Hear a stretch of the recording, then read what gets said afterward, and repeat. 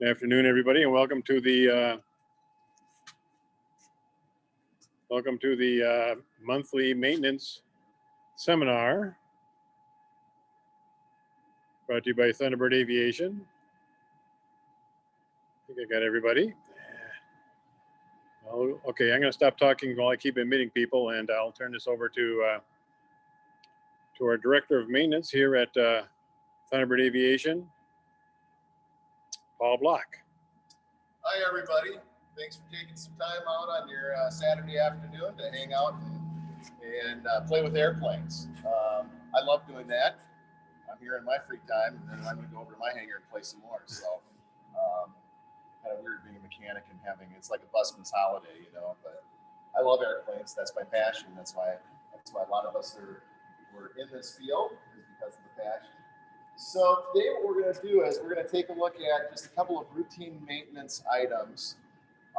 One would be an oil change, and many of you may have done it, but I'm just going to go through my way of doing it.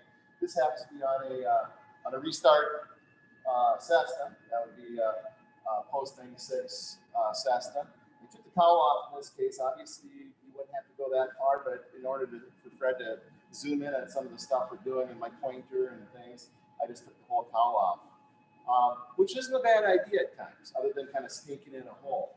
And so we're going to look at that. We're going to look at checking your tire out, maybe changing a tube out, looking over your brakes later on. And then from there, we're going to go inside and go to the chalkboard or the whiteboard, and I'm going to show about what you do after you do this maintenance stuff.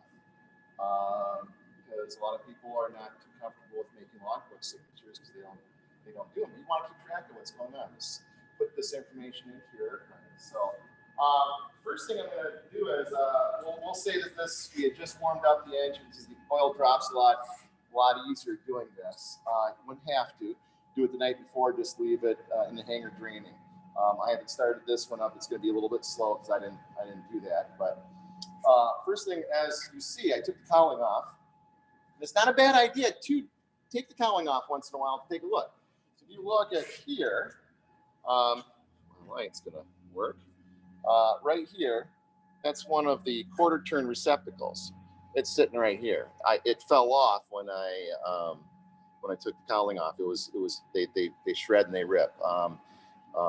Cessnas are pretty customary for these as a wear point, and then they just break right at that area. So sometimes, I mean, when you're doing an oil change, it's a good time to look things over. So I'm going to look at all these. I'm going to say, okay, that one's really good. This one's good. You can kind of just tug on them and look for cracks around the base of them. This one here, it's looking kind of sketchy. I'll probably take that one. Look at that one. That probably won't make it to next oil change. So I will, and this one's torn too. So they do crack and wear. So good idea to decowl once in a while. Especially if you fly quite a bit and it's in between annuals, your mechanic's going to look at those. But if you fly a lot, then it would be a good idea to just inspect them, because you know what happens is, legally you can have one or two, missing or not working right, but it really puts wear and tear on your cowling, and then it starts to vibrate in certain areas and it starts cracking.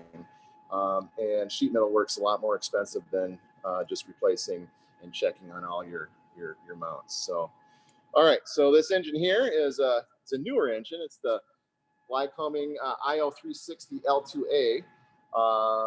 Brand spanking new design, kind of. I mean, they're still old, but I mean, this one here, the L2A, is the newest style case, newest style everything that Lycoming made specifically for the restart Cessna 172.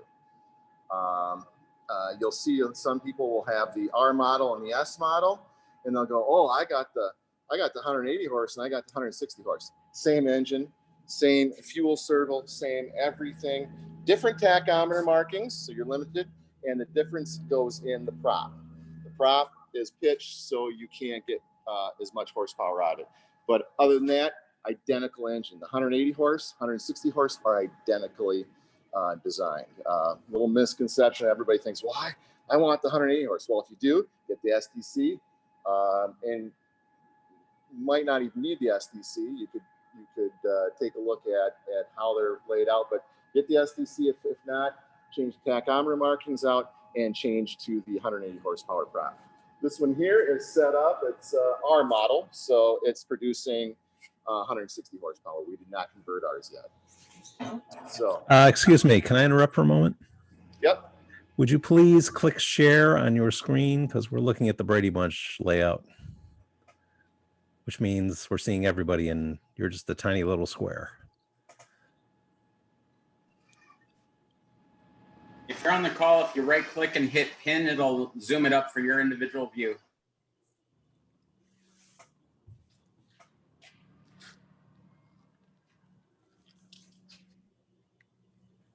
Now at the bottom are your controls. If you hit screen share and then click on your image and share on the lower right corner, it'll expand very nicely. Thank you.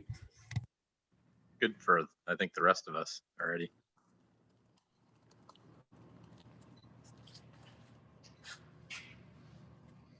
Looks good now. Thank you. All right. So the little brief history on that. So what we've warmed it up, or we did it the night before. Take your cowling off. Obviously, you're gonna get to your get to a hose and get a bucket. Find your fuel sump drain. Here it is, or oil sump drain. Here it is, right there. We're gonna click it on. Do that first because it's gonna take a while to drain. If you do it the night before, great.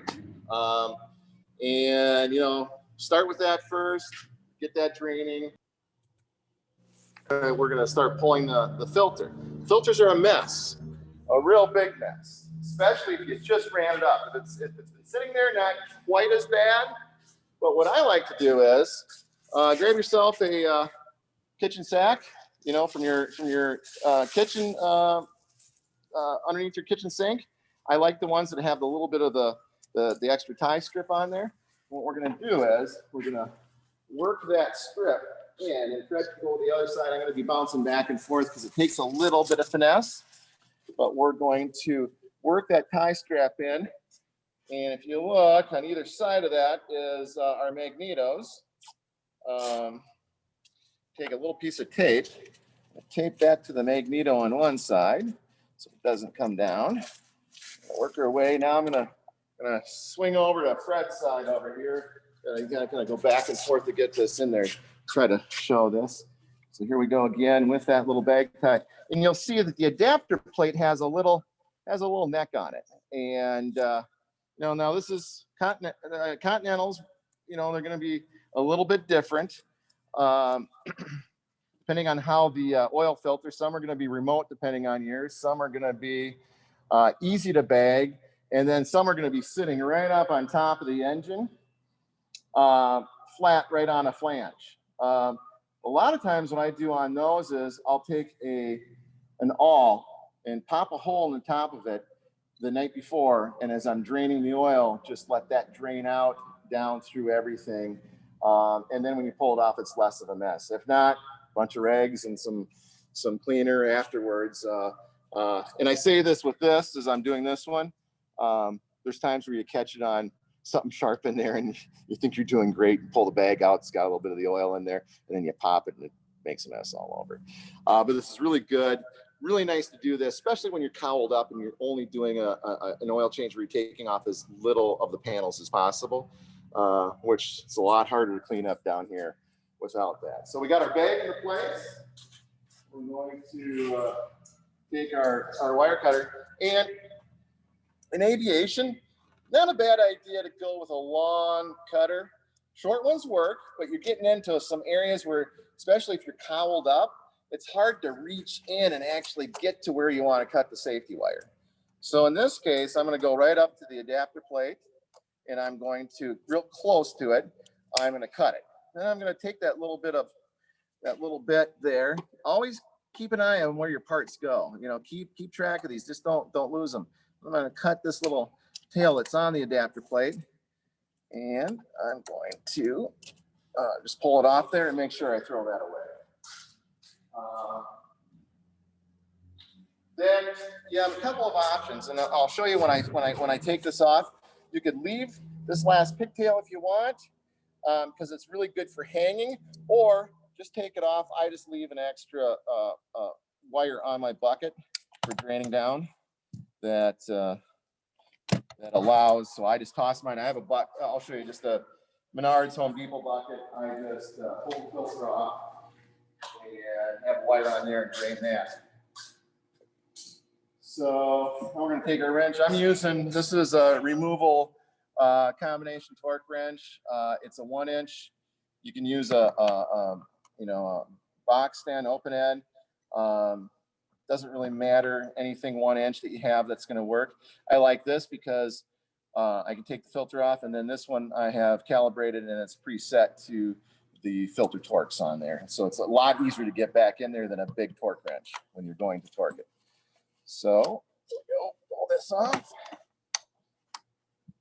And using a bigger wrench is easier if you have room in there just to get that initial torque broken. Once you got that going, we're gonna spin off our filter, making sure your bag's gonna catch everything around that flange. As you see so far, it's going well. So always good to have a rag in your pocket or close by. We have one right here. We'll get a little mess in your hand. What I do is I'll tip it up like this and out where I can go. And then what we're going to do is we're going to go over to our bucket that's draining the oil.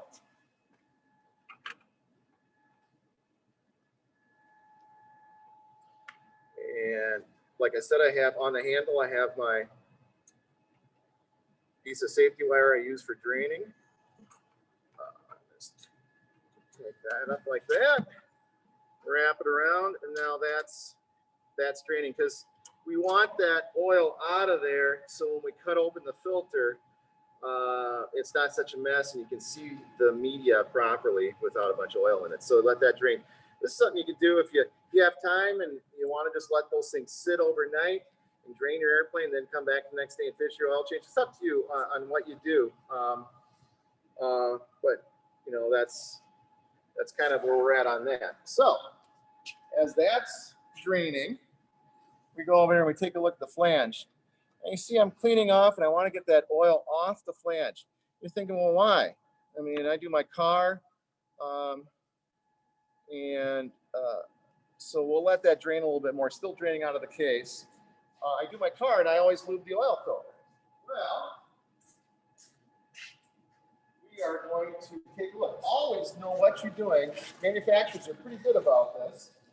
But let's just see if we can. It has all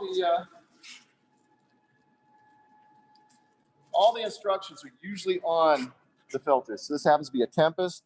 And if you can read that, number 1, install filter, clean and dry. Do not use lubricant or DC4 compound on filter or engine mounting pad. So, and then here's our torque. Tighten by hand, then apply 16 to 18 foot-pounds of torque, safety wire, run engine, check for leaks, check oil level. Okay, so this changed. Probably they changed this seal. I would say it's within this last year, depending on what you have. There's been, I go through oil filters quite often, and I would say that stock changed sometime this year, or I should say last year, 2020, where they obviously changed their design on the gasket. Before it was DC4 or lubricate it with a thin film of oil, just like we do on our automotive filters. They changed it, Champion and Tempest, which Champion does own Tempest, so both filters are the same now, relatively speaking, other than the nameplate on them.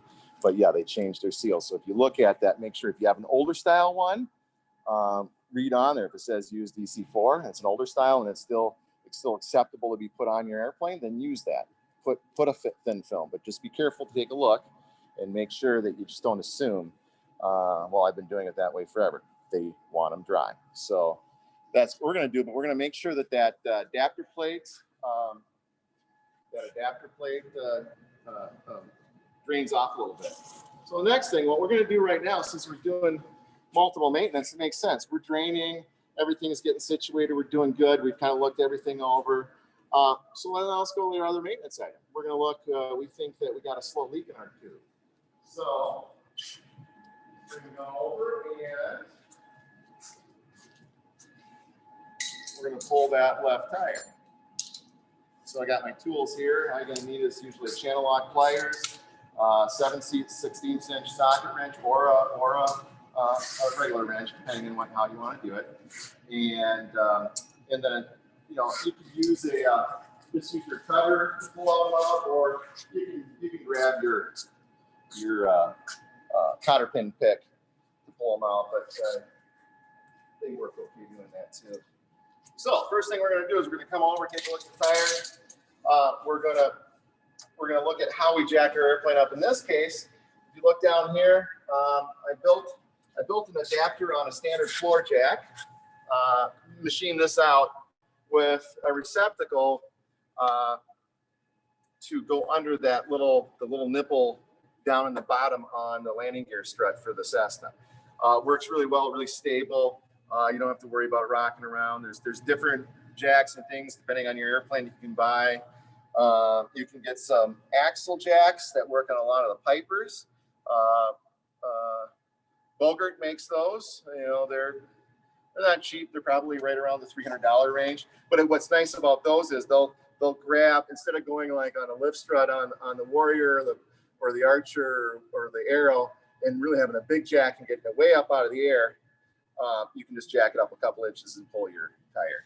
Kind of basically what we're doing on this one, jacking from this point. So to safely jack it, it's not a bad idea to chalk the other tire or the nose tire as you're lifting so it doesn't roll.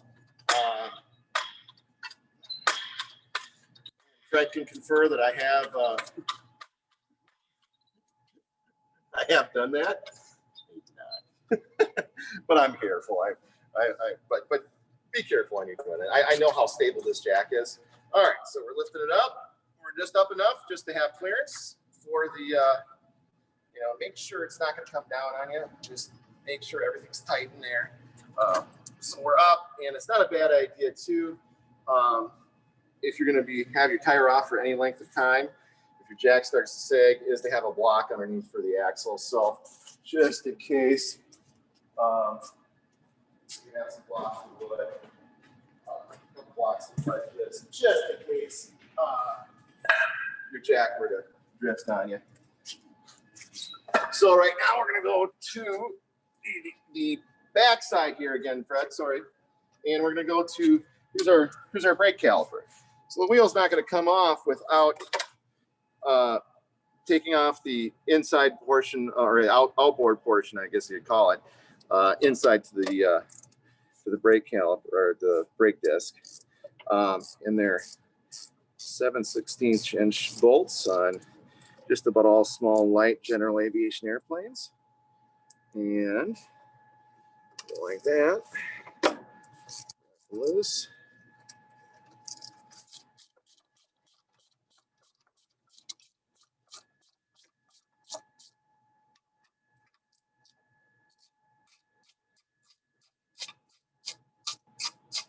Try to catch your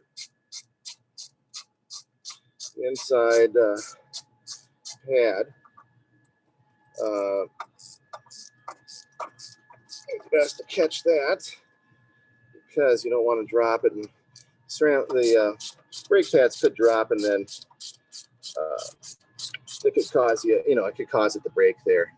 And this is a good time to look at these pads. These pads, let's bring it. I'm going to come up to our light, get a little bit better light here.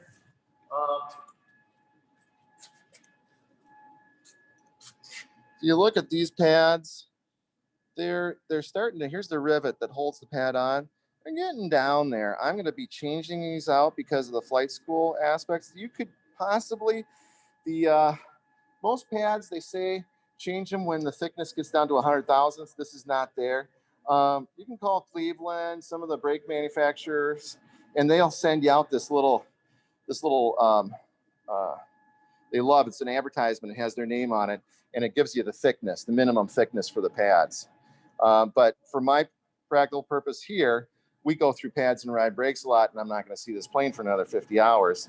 I'm just going to change those out at that point.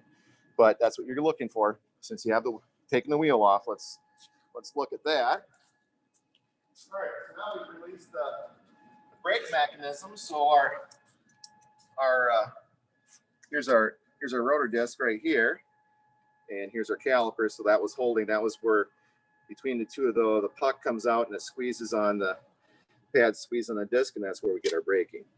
Very small amount of pads for, you think about a pretty heavy vehicle. So you'll see that airplanes really don't have automotive style braking. So we're going to be coming to the wheel nut, axle nut on this side, and what you'll see is we got our cotter pin. It's going to be some type of retaining mechanism on it. Most of the time it's cotter pin, depending on your vehicle. Just loosen up and grab those little ends a little bit on the cotter pin so it's easier to pull through. Then we'll grab our cotter pin extracting tool and give it a little tug pass there. When it gets to that point, I usually just grab it with a set of the, there we go. Well, we've pulled our cotter pin out. Always have kind of a area where you're going to set your things so you don't leave a bunch of things that can get into your tire, such as that cotter pin. Or if you cut cotter pin ends, make sure you pick them up because they could get into your tire and then cause you a problem. So now it's as simple as setting your channel locks to the size of your wheel nut. Now on a Cessna, most of the time you got nice flats. On a Piper, it's rounded, and it's just a. I'll show you in a second. I'll grab one. It's just like a rounded threaded tube that goes on there to put the pressure on the bearings and retain your wheel on the axle. So it's a little bit nicer here. You got some flats that you can go on. Push your tire out of the way, and let's break it loose. But on the Pipers, if you have a nice set of channel locks, especially if they got some teeth and they're rounded, it will catch. If you have like one of those pliers that's more like a flat one, I have one that's the Nipex. It'll work fine on these, but it really slips on the Pipers. So you really have to kind of see what works best for you. So now as we're doing this, sometimes we got different shims and pieces. So just be very careful that you put everything back in the order that it came off of, and look for these little shims, little washers and shims. So as we're pulling this off, we're going to take a look. We'll feel around here on this side of the bearing, no shims. Turn it around, no shims in the back side. And then we'll look, okay, is there any shims back here? No, so there's no shims on this wheel. Sometimes there might be a shim here. Sometimes there might be, and that shim might stick here, and then all of a sudden you go to your other bench and you drop it and you come back and your wheel starts rubbing and you don't know why. It's because you lost that shim along the way. And then sometimes there might be a shim in this area. So just be really careful when you take that off. Just make sure, that everything's in order. We don't have to worry about anything. So I'm just going to set that down, and then we're going to take this over to the bench. And I'll show you how we get that tube and break the bead on it.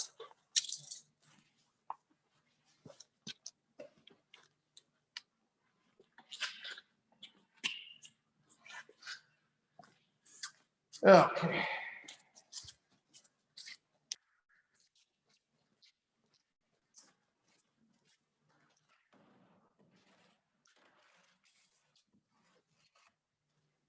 First thing we have to remember is don't take the wheel apart until you deflate it. So give yourself a nice rag here, pull your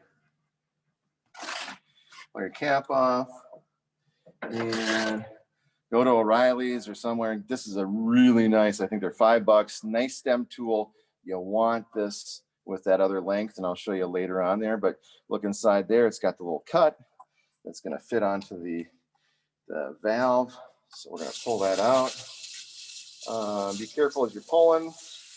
I got a lot of them sitting here, but the air pressure is gonna wanna swing it across the floor, and then you'll be hunting for it, and then you won't be able to. But if you're doing this to replace the tube, they'll give you a new one. So, all right. So the next difficult thing you're going to have is if you don't have a bead brake, and that's this.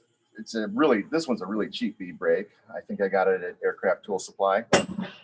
Is how you're going to get the rubber bead off of these split rims because it's not going to want to come off real easily. I will show you how it goes with a bead brake. Don't separate yet because you need the rim together in order to apply pressure. So what you're going to do is, if you don't have one of these, I'll show you the other trick, which is not the funnest, but it works. Out in the field getting your tire changed. Okay, saw that? It just dropped down. That popped the bead on that side. So we'd flip it over normally on this one and pop the bead on this side. Kind of working your way around. Careful not to scratch. Get that shoe in close, but don't be scratching on the rim. The other thing, don't get in there with a bunch of pry bars because what you're going to be doing is you're going to be damaging your rim. Go in there with a pry bar, screwdriver, anything. That's just going to be marking, scoring, and destroying your rim, and the rim's not going to be worth anything. So do not pry the tire off with a screwdriver or a bead brake tool. It doesn't work well on these. So your other option is buy a bench where you can hang on to. I'm going to grab that piece of block of wood.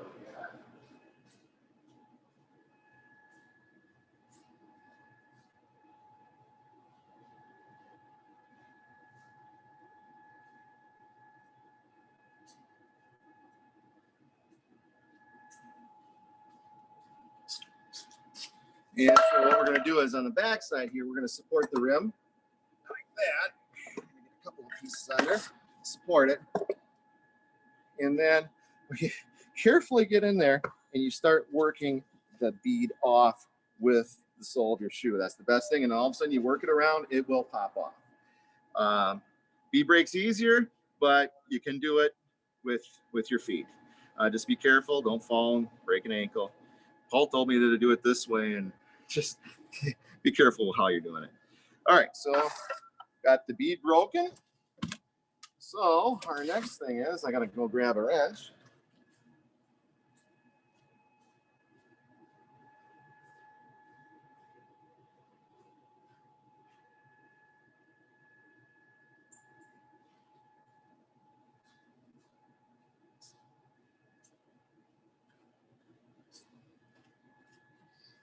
Wrenches. So in this case, with this style Cessna rim, the same 7/16 socket that you had to pull the caliper apart on your brake caliper, you can go in here with your open end, catch the inside back here with your 7/16. And on the front, we're just gonna break the lock nuts loose. You'll have a lock nut, and you'll have a washer. So we'll go here like this, and we'll there's going to be a variety number of bolts and patterns on there. You might have 6 bolts holding your rims together. They might take your wrench might be on that a 1/2-inch drive on it. These are 1/4-inch bolts, so they're a little bit lighter duty on the Cessna. The Warriors and Archers have 3 of the 5/16 bolts, holding them together, so they take a 1/2-inch socket or a wrench. All right, so we got that. So what we're going to do now is we're going to take off the back half, separate it out just like that. Now, one thing you want to take a look at, see that we got pretty clean bearings there, but I'll show you how we pack the bearings. One thing you want to kind of do, since you have this apart, is once we put it together, just make sure there's no dirt or debris inside the rim. We'll blow that out before we put it back together again, because I've seen it many times where somebody's put together their rim. And they go, boy, my brakes are pulsating. And I look at the wheel, I look at the wheel and the tire as I spin it, and I go, that looks pretty straight. But you see the disc, and the disc is kind of rocking back and forth just a little bit. And so I pull that rim apart, and oh, did you do anything? Well, I changed a tube on it. And I'm like, were you real careful about when you put the brake disc back together with the? Oh, I don't know. There was a couple kernels of gravel or sand in there, and it just sat on there and moved the disc out on one point. So I'm gonna make sure that we blow that off. I'll show that later. So now we got the other side here. Carefully pull that side out, and not even going to disturb this. What I am going to do is I'm going to grab another tube, because I don't like disturbing the tubes since they're in there really nice and comfy right now. I'm just going to grab a new tire and put a tube in. Okay, so here's our new tire. And you'll see somewhere on the tires, you'll see they usually mark what they call the heavy spot. They put a little, it's usually red or orangey looking dot. When they do that, they kind of check the balance on them and how these tires come out. They're a little bit maybe ununiform. So, opposite of that is going to be the heavy spot over here. The spot they do is the light spot, and that's where we usually put the stem. And it just gives you two measurements. One, the stem has a little bit heavier, so it's on that side and it balances. And then number two, it's a marking spot where you put the stem. So if you've had some hard braking and your tire was a little bit low and you see the tube and the tire creeping a little bit, they move out of place. You can say, I gotta kind of watch that tire. All right, so it's a 5x. I gotta get a 6x tube here. So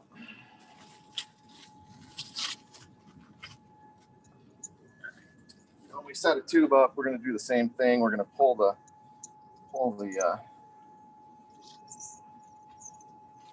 valve out of it while we're working with it.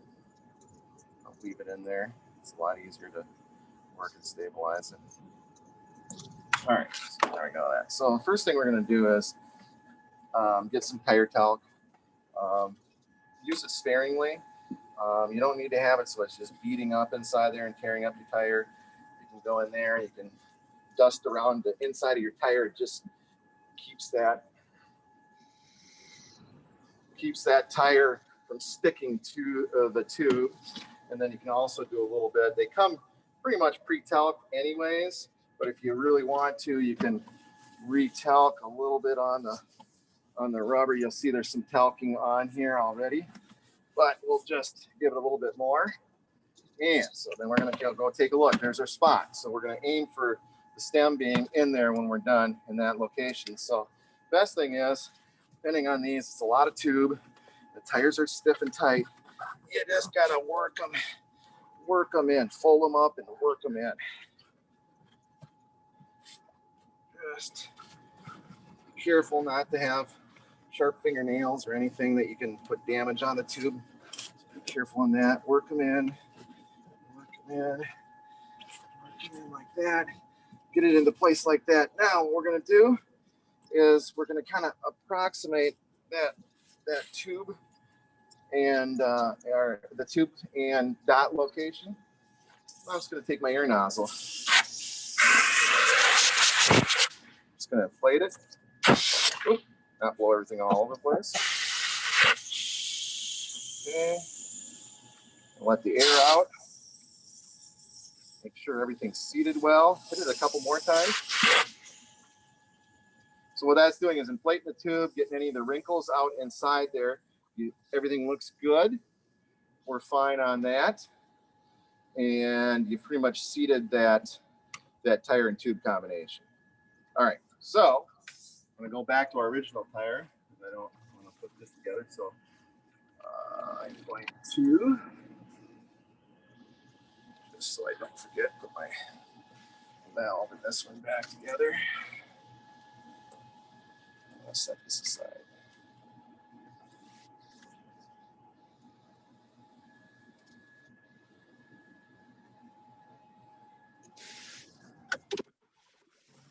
I'm just going to put this over the side here. All right, sounds good. So that just shows you how to make the tube and the tire. Now we're going to go back to the one that we're working on, as there wasn't really anything wrong with it. I was just using it for demonstration. You see, here's our dot, hasn't creeped, everything looks good. It hasn't been a problem. So now we're going to reassemble the rim together. So remember I showed you that nice tool like that? Shove it down the hole like this. This will go right onto your stem like that. And then you can work it in, especially if it's a new tire combination. You can give it a tug, and this one's already been kind of comfortable with its seating, but on that one I just did over there, do that just like that. We're going to take this, we're going to flip it over and look inside here, and you see, okay, the tube, there's plenty of space around the rim where the mating surfaces are. Because if the tube wasn't, you don't want to pinch the tube, because that's going to go flat right away. And so now we're going to go back to pulling off that back side of that disc.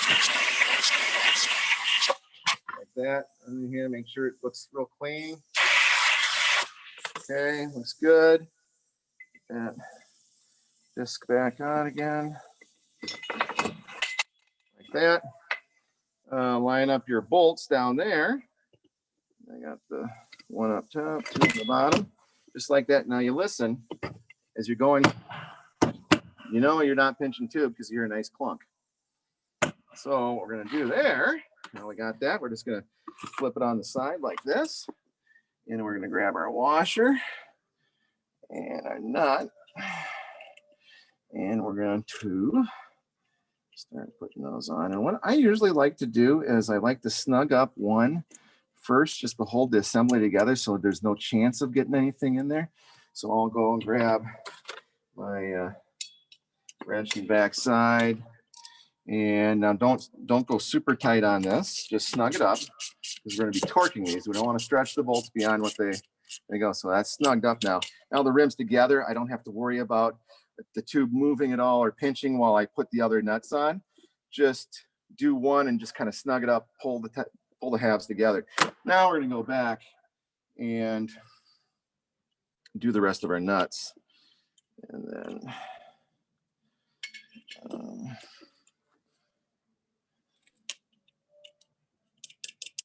we can snug those up, and then we'll get our torque wrench out. And you'll find there again, you could go to the rim manufacturer, or you'll find that most of your rims will have a tag, or tag if it's not torn. If they're old, it might be torn.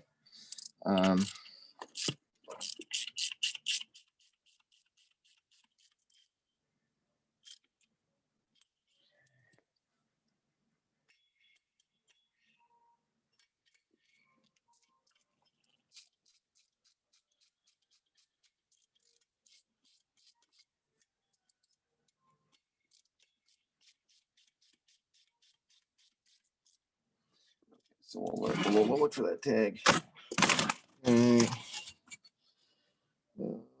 Okay, most of it's missing on here. That's where the tag would be on that half. So we're not going to see on there. But what you can also do is look up in your Macaulay or Cleveland wheel. This is a Cleveland, and when they use the 7/16 or the 1/4 inch bolts and the 7/16 inch head, those are going to be 90 inch-pounds of torque. The larger ones are right in that 150 and 90 works just fine for those. And you can get those new tags printed. Just say, hey, you know what, I'm missing this or whatever, but it'll give you what it is. This one's kind of torn. I can see on the back side right there where it was, but it'll just be stamped in with the torque. So we'll go to our torque setting on our wrench. And you can look up those wheels and see that. So we're gonna go here. I got it set to 90 inch-pounds right there. My torque wrench.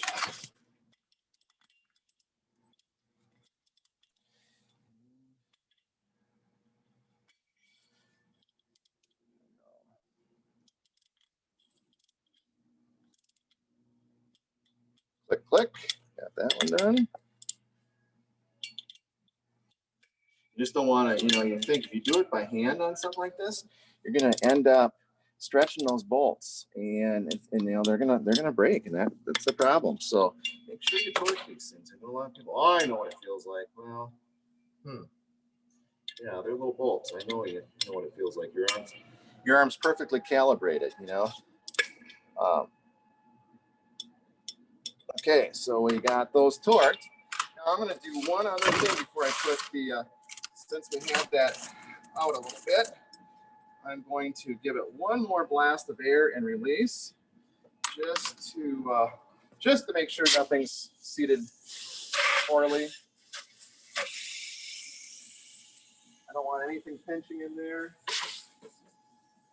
Okay, that's good. Take my stem.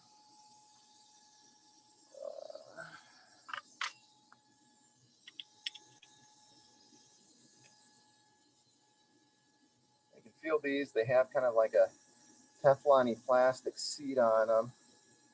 You can feel, just don't get crazy, but you want to get it good and snug. I mean, you're not going to over torque it unless you got really strong fingers. So there we go. That's in there like that. All right. So now we're going to go grab.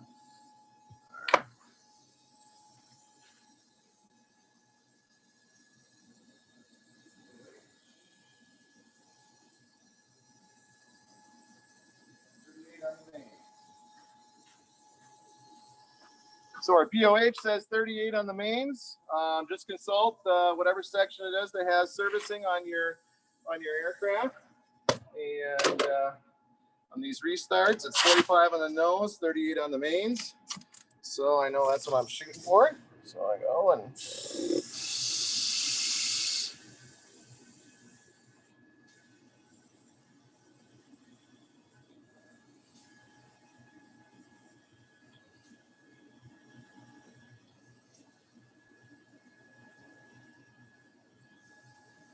.38 right there. One thing to check or be careful about, and that is if you have a heated hangar like we're in here, probably about 65, 70 degrees. This air at this temperature going outside is going to shrink a little bit. So kind of, if you give it a pound or two more, it might not be a bad idea. Just because you pull it outside, and if you've done this inside your warm shop, it's gonna go down a little bit less as it cools off. So, and I don't know what that is, just off hand, but I know it's just the property of physics. So just check it. Just make sure your 38 stayed 38 as it cools off, depending on your tank of air too. Is your shop air cool? This is relatively cool, so it's not gonna be that drastic. All right, so there we go. We've changed the tube. How are we doing on time, Fred? 15 minutes. Oh, so what we're not going to do now is I'm not going to do the bearings and show you the bearings. We'll do that at another time because we got a few other things that we need to finish dealing with, and we're running short on time. So I will we'll install this, and then we'll go back to our finishing up our oil change.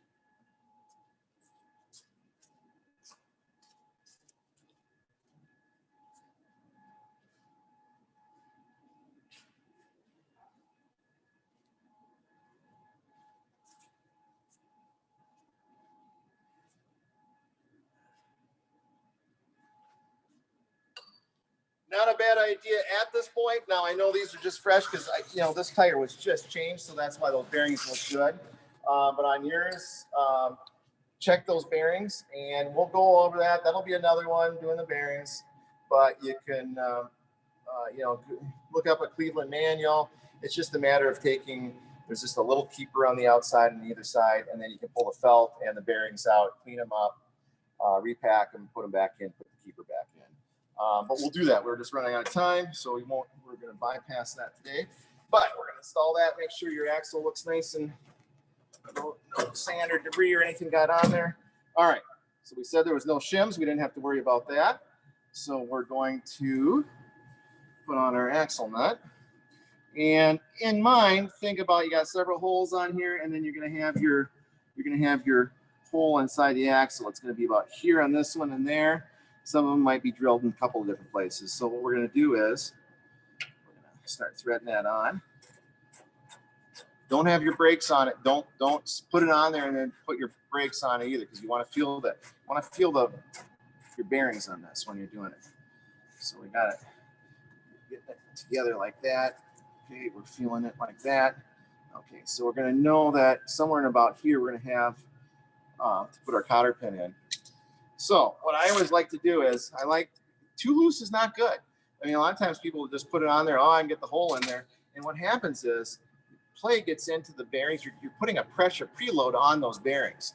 Now, there's nothing really that talks about that in a lot of these small general aviation.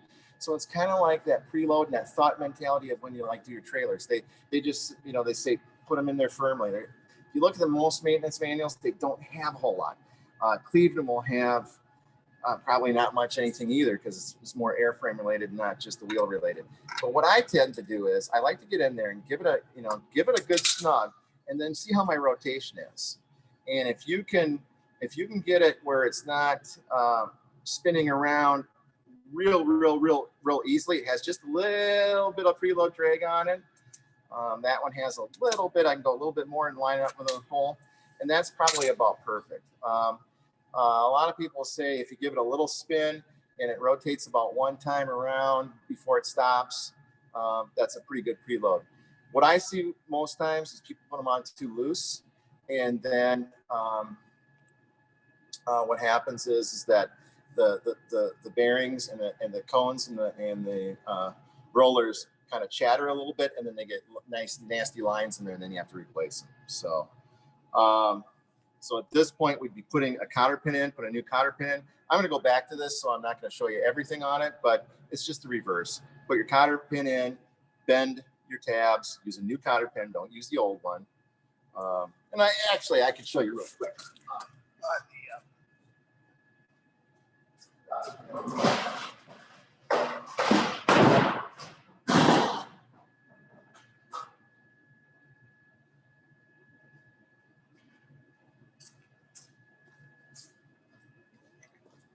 Especially if you have you use one of these guys, they can kind of help you align up your hole. So the idea would be, it always kind of works. They don't really fit in here real well. So the easiest is just to give a little curve to your cotter pin to match that. Match that shape of the wheel. But it's just the concept of sliding them like that, then working to the other side. You'll see them coming out the other side. So get in and out a little bit. Get that cotter pin into place. Now in this case, I'm gonna cut these tings. I don't need them that long. I'm gonna cut them. Grab on, put that in my FOD area.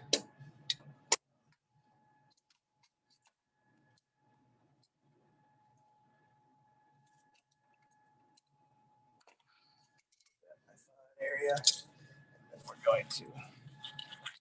Always helps just to give a little squeeze into the hole with your that. We're just gonna rotate around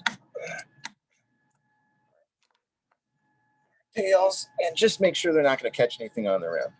Okay, those are in there. They're stable. There's clearance between that little keeper in there. Those will be fine. All right. So, and the next thing would be put your brakes back on, same way as you took them off. And there again, look at your torque manufacturer settings. It's going to be the same with Cleveland. It's still a 1/4 inch bolt, so it's going to be a 90 on the torque. Don't over torque it.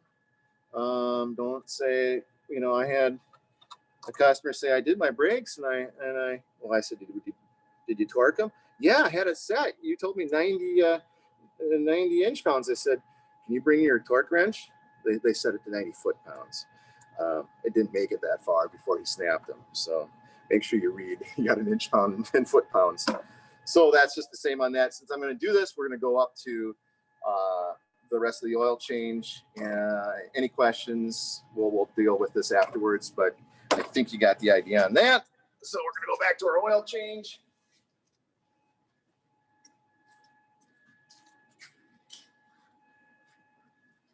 Okay, she's done draining.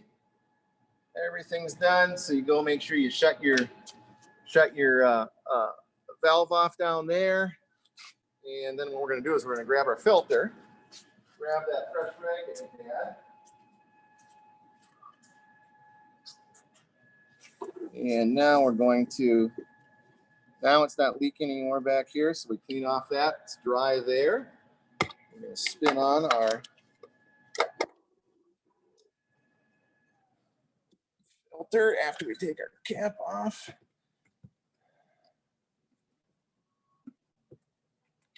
Protector cap.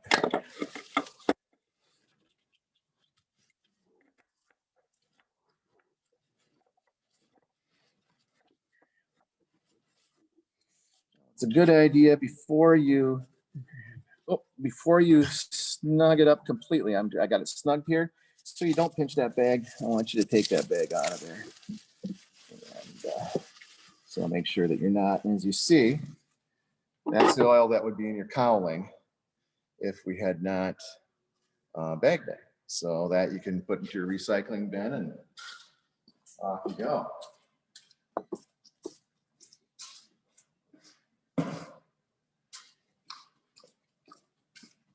I don't like cleaning up oily messes off engines. So, all right, so we got that snug there. To that point, we're gonna go grab torque wrench. Remember, so dry gasket, 16 to 18. I have this set at 17. So we're gonna come down there and move it around until it clicks.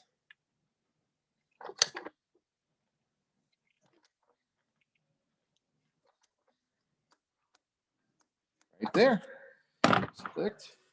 Kind of oily hands, like a nice clean filter. So we're gonna wipe that down, get any oil off there and residue that we had on there. Okay. Now, so we got it torqued. Our next thing is grab a safety wire and we're gonna safety. Grab a length of safety wire, probably about 15 inches would be enough. And take a look at where you were safety before. In this case, we have an adapter hole right there. Sometimes those get broken out, so you might have to find something else, but there's an adapter hole there. That one's still good. And we're going to feed this through like that. Okay, and then we're gonna go make sure you're not trapping any of your magneto or your oil temperature line wires in there. And we're gonna kind of set it up like this. So now you gotta think about it. Safety wiring is keeping you rotating. So which way do we tighten? We tighten it in this way, right? So the reverse would be lefty-loosey. So we wanna make sure it's positive. If I go to this lug right there, if it wants to rotate this way, it's gonna just be tightening it. So that's positive. So what I'll do is I'll get my fingers there, about like that. And I will take my safety wire pliers, spinning pliers, and I'm going to set it up. And what you're looking for, I don't have a measure there, but you're looking at about 8 inches of, for every inch, about 8 twists on there. You know, don't over tighten it, don't under tighten it. So just kind of count your twists. Go 1, 2, 3, 4, 5, 6, 7, 8, and that's about an inch. So we're pretty good right there. That looks nice.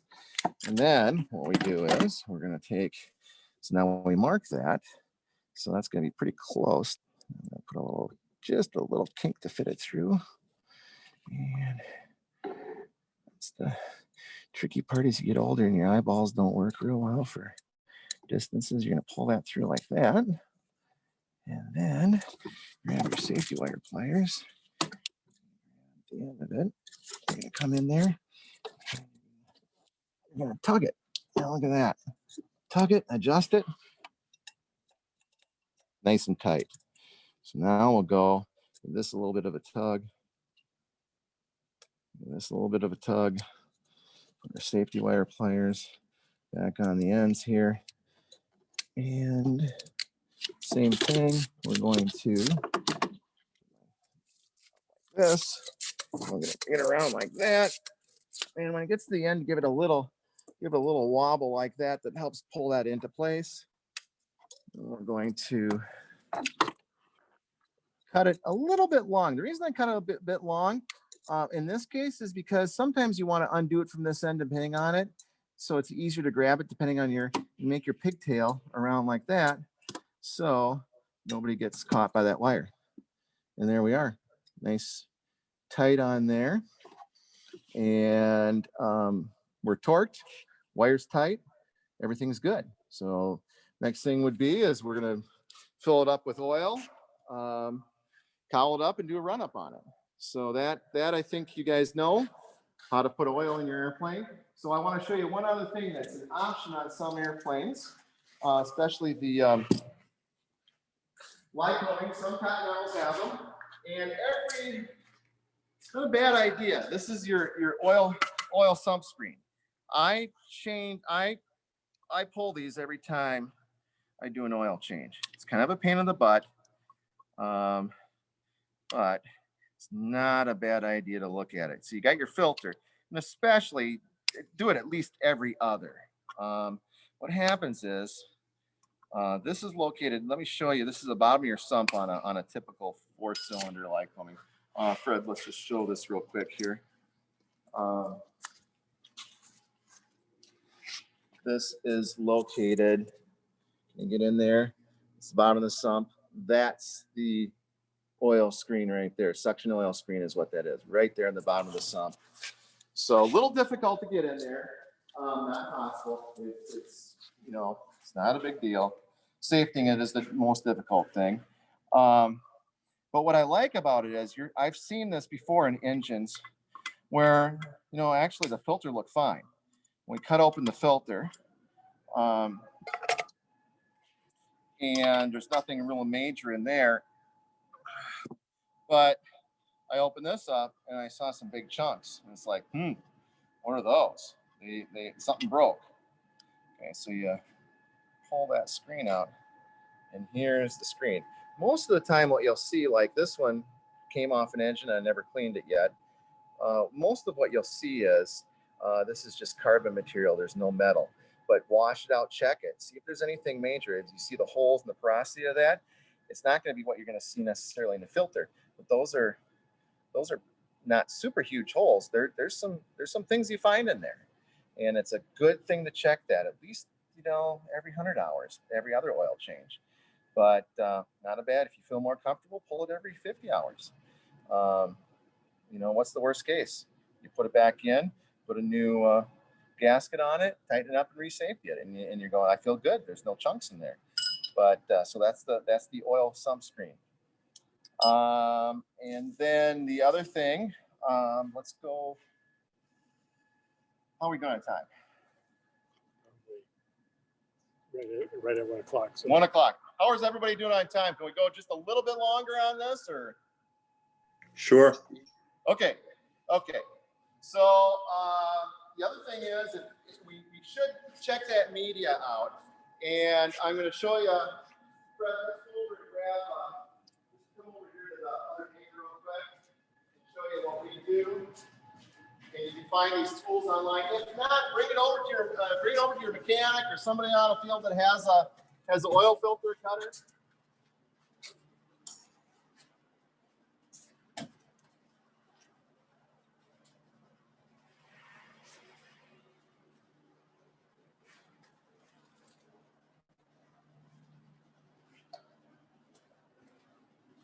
So we'll put the filter in there. It will have this one we've already taken and inspected. That's what your filter is going to look like. Here's your cutter. It'll go on and it's just like a can opener. It'll go on. There's different varieties of them, and then you spin it around until you use your cutting wheel to cut the can open. It makes a nice clean one, nice clean cut on there. Then you can go in there, take a look at whatever you have inside there. In this case, this looks like it was a Champion. It does not have a magnet here. Some of the ones have a little magnet you can put your finger on, take a look at that magnet. But what you're looking for is inside the pleats. So you look inside those pleats now, and I'm seeing nothing in this. Obviously, we inspected it visually this way. If you see some pretty good sparkles in there, a lot more prevalent, then what we do is we'll cut this media out and kind of rinse it out and see what we got going on there. And that at that point, bag it up, bring it over to your mechanic and have him look at it. But you can see, I mean, you'll see a sparkle once in a while because engines do make, there's a little teeny one down there of some material. Filters do, I mean, they make metal. When I see a lot of metal that gets to be a concern is when you see quite a few pieces in each fold, you better take a look at it. And we'll trim out this, bag it up. You know, you can cut it out with a Stanley knife, and then pull it out with a pliers, and it'll unpeel itself. They do make media cutters also, which makes it easier, but I don't know how much they are. And then bag it, bring it in, the whole thing, and have somebody take a look at it, your mechanic look at it, and then we'll inspect on there. So that's the filter cut open and inspection. And what we're going to do now is we're going to run over, and I'm going to do the final thing, which I want to talk about, and that is, what do you do after you do this stuff? And that is, we want to make sure you put something in your logbook. Just don't do maintenance and don't log it and say, well, I'll remember it. No. You know, part of the FAA requirements is we keep track of our maintenance. We just don't keep track of it in our heads. So what we are going to go to, let's go to the chalkboard or the whiteboard in there.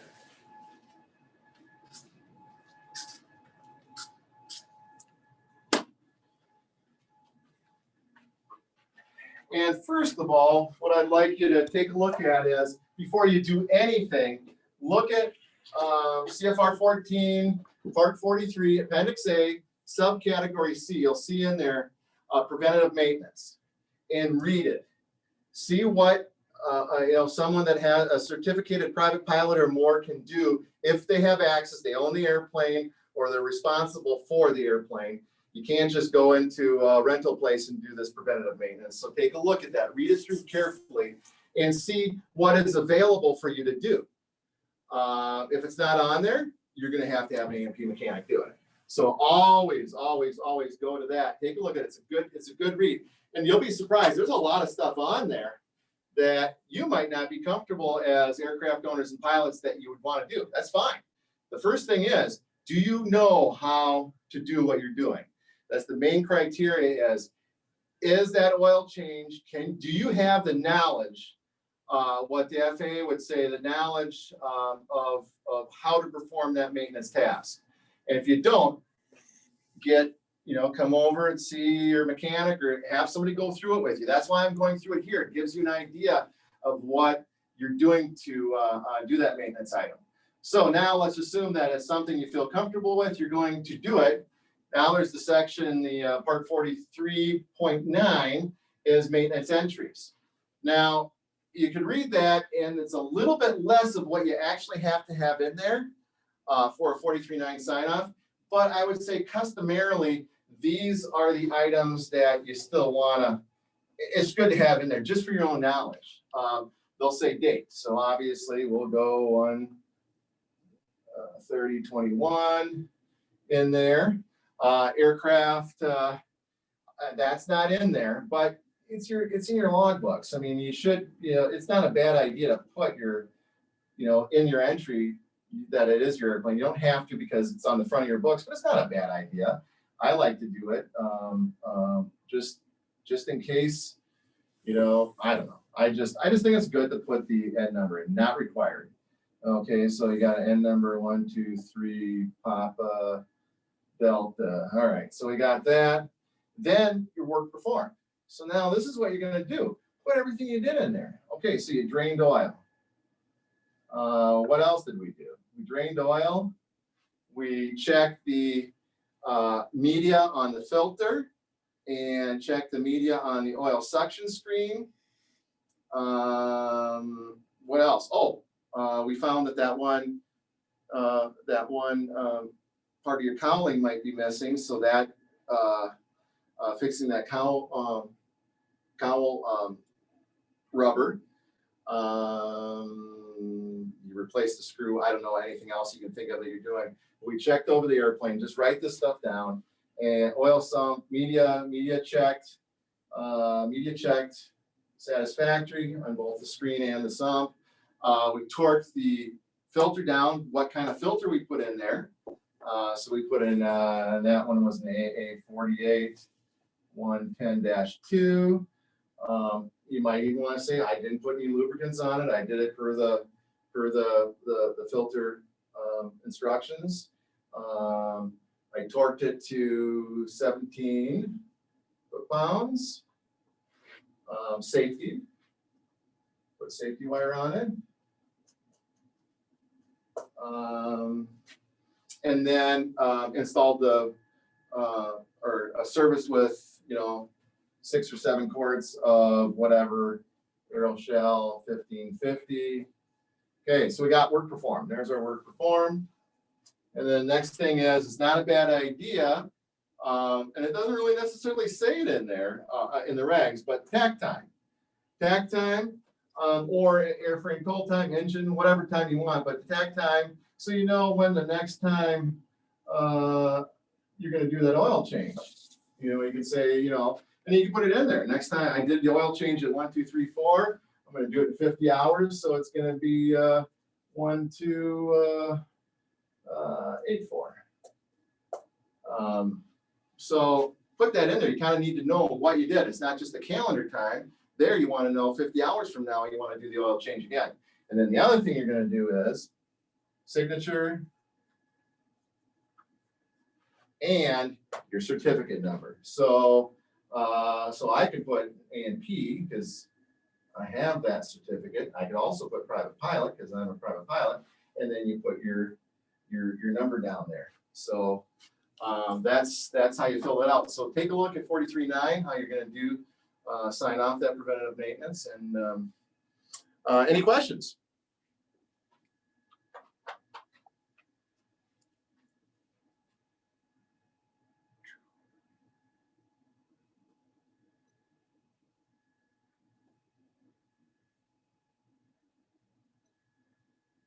Let's see.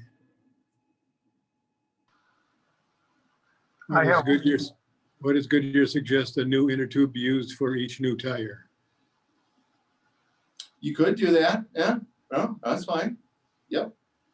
You could do that. You take a look at the tubes. We usually, if we change a tire out, we change it to about. You're changing tubes more often than tires usually, because tubes tend to. Goodyear, Michelin, we're going on the Aero Classics. We've had good luck with those, but had a lot of pinholes in some of the manufactured tubes. The other thing that I found on these slow pinhole leaks, tire pressures. Check your tire pressures more often. Since I implemented the flight school, upon every student pre-flighting, they check the tire pressures, and it's in the parameters. Our flats have gone down drastically. I would say probably to about 90% less flats. So that low tire pressure really does work on those tubes. And then you look at them, they get a little teeny inclusion when they make them, and that seems to break those open, what we call pinholes. So, but yeah, it's not a bad idea. Not a bad idea. Start fresh. You got it apart, might as well start fresh. Do a tube and a tire. Is the owner allowed to replace brake pads? Look on 43. Take a look and see. We'd have to take a look. And that's why I say, whatever you do, follow 43 Appendix A. So let's look at this real quick and see what it says. No, turn it over there. All right, where do I have this marked? The idea is on preventative maintenance, I don't want to tell you what you guys can and cannot do, because it's got to be what is allowed in preventative maintenance and what you feel comfortable doing. Okay, so let's look. Preventative maintenance, servicing landing gear shock struts by adding oil or both. So that's nitrogen.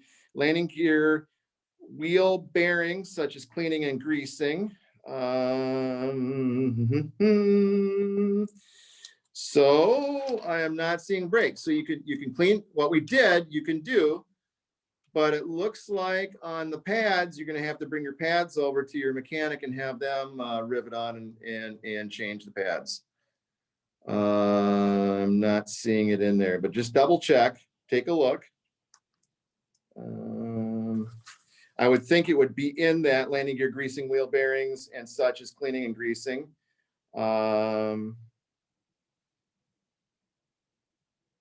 So, but just read it. Simple fabric patches. There's a lot of stuff in there. You're probably not going to feel comfortable, but as I see right now, just a quick browse through, actually riveting on the pad, you can obviously take the inner and outer and bring them to your mechanic and put them on, because that's what you're doing by removing the wheel and putting it back on and doing the grease. But it looks like actually riveting on the pads. Cleaning spark plugs, batteries. Nope. My guess would be from just a quick browse on it. No, you cannot de-rivet and rivet on the pads. Is it okay to do the run up with the cowl off? Yes, it is, but just be careful. Do your leak check carefully. Don't run it for extended periods of times where you're going to overheat any cylinder. So quick runs and stuff like that is what we generally do in maintenance when we're doing like when we first start an engine up and do any oil leak checks, but don't run it for any major length of time. Just be careful about that cylinder head temp. You don't want to overheat. Not for warming up the oil. I would no. To be honest with you, no. You're not going to warm up the oil properly. You're not going to get the flow over the coolers and everything. No, it doesn't warm up well. Keep the cowling on. Pull the cowling off after you do your engine warm up. Yes. But if you feel you can't get in there to see any leak checks, we cowl it. You can most airplanes you can pull the cowl off pretty easily to do a leak check. Just the top area. So it depends on there, but if it's a quick leak check, you can leave it off, but I don't want to see you burn up a cylinder by not getting the proper airflow over on the engine. So If you are a student, can you change your oil if you own your airplane? no. Isn't that a certificate Yes. issued by Part 61? Well, that's a good That's not a question. sport pilot? That's a good question. So I got a question. Troy, are you on? Is Troy on? Troy Sekas, are you there? Did you check in for us at all? Excuse me? Is Troy there? Yes, I am. Can you hear me, Paul? Yeah, we can hear you. Okay. What did you find out about that? Is that considered a pilot, a certificate that would be rated to do preventative maintenance or not? So let's see here. Student pilot can do, I think there's certain things they could do. I'd have to look it up here again. When we're talking about removing a cowling, so yes, a student pilot is not able to remove the cowling of their airplane and document that maintenance. So the answer would be a student pilot could not do that maintenance or right. So what he could do is if he's able to do an oil change, he could do it like on a Warrior where you lift the sides up, which is a normal pre-flight. Well, possibly. No, he wouldn't even be able to do that because that's still preventative. I mean, because anybody can do the preventative maintenance as far as a certificated pilot. Right, So, but he could lift it, but in that case, he's lifting up to do the maintenance on that. So that's part of a pre-flight. So that would be allowed. But if he had to take his cowling off, right? Correct. But he wouldn't be allowed to be able to do the oil change though, even if he didn't have to remove the cowling. So a student pilot still is not able to do preventative maintenance. Correct. Okay, gotcha. Yeah. And that's what I saw in there. I didn't think it was. It seemed like the minimum certificate was private pilot. Yeah, there are a few exceptions for sport pilot and things like that, but for the general rule, a student pilot, no. And there was something that the FAA would allow you, a possible thing for your airplane if you wanted to go get some course or something, but just finish it. Do it when you get your private pilot. It'd probably be easier. Yeah. And it does get confusing when you're talking different certification basis of aircraft. And certificate you have. But the general rule of thumb is no. Yeah. All right. Not for preventative. All right. Well, thanks, Troy. Sure. And hopefully whoever that was that answers your question for you. Any other questions?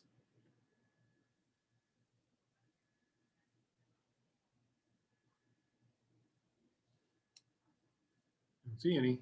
All right. Well, thanks, guys. I hope it was informative for you.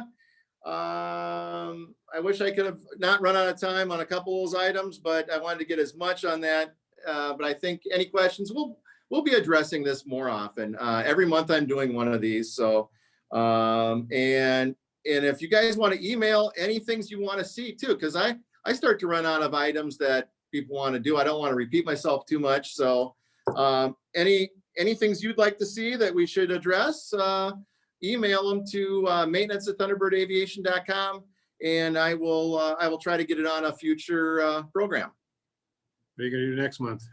Next month, oh, thank you. Next month, we're going to, we'll do some type of preventative maintenance. But the main thing is we're gonna, right, we're gonna be covering the wing spar for the pipers.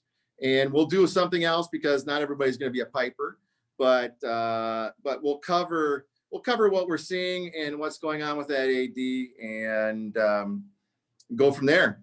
I think we'll like it. Maybe I'll get a wing out there so you guys can see a wing off the airplane too. So we'll have some fun with what that wing spar, what the wing spar AD is looking for, and just how to do the calculation on your airplane if you own a Piper that's in the AD range. So I'll be glad to see you guys next month.